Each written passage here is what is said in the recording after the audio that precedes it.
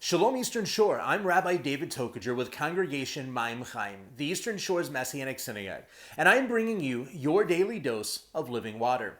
In 1 Chronicles 17, we read of David's desire to build the Beit HaMikdash, the temple, for the presence of God.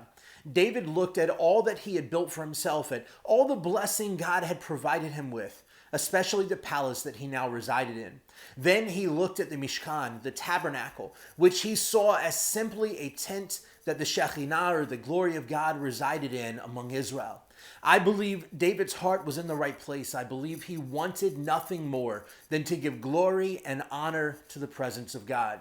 However, in 1 Chronicles 17, 4 through 6, we read the Lord's response to David through the prophet Samuel.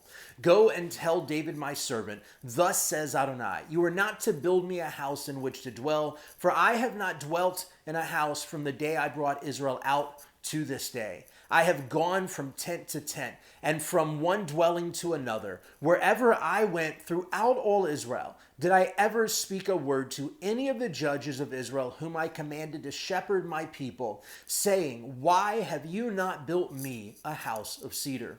Adonai says, have I ever asked for a permanent house to be built for my presence? One of the most amazing realities to me about the tabernacle was that it was temporal and it was mobile. Remember, when the cloud of glory led Israel through the wilderness and ultimately into the promised land, he did so residing in the tabernacle.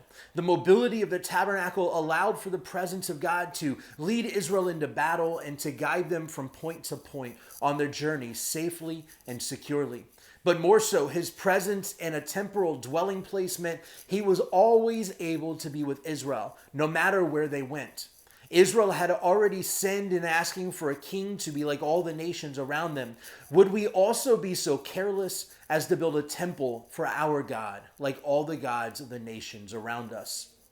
Ultimately, in a lot of ways, the tabernacle was a prophetic foreshadowing of the Ruach HaKodesh, the Holy Spirit residing within the hearts and lives of the body of Messiah.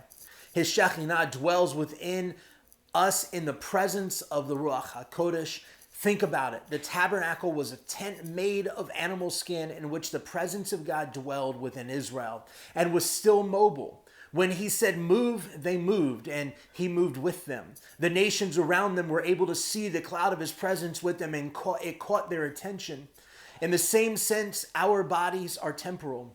We are mobile and active. Through the blood atonement of Messiah Yeshua, we are washed clean and made a dwelling place for the Holy Spirit. Through his presence in our lives, the Lord wants to lead and guide us, to direct us, to fight for us, and to care for us. The tabernacle was temporal and mobile as a foreshadowing of his presence residing within us, literally. Perhaps we should return back to a mentality of relying on his presence, leading and guiding every thought, every word we speak, every move we make, and every step we take once again. Shalom.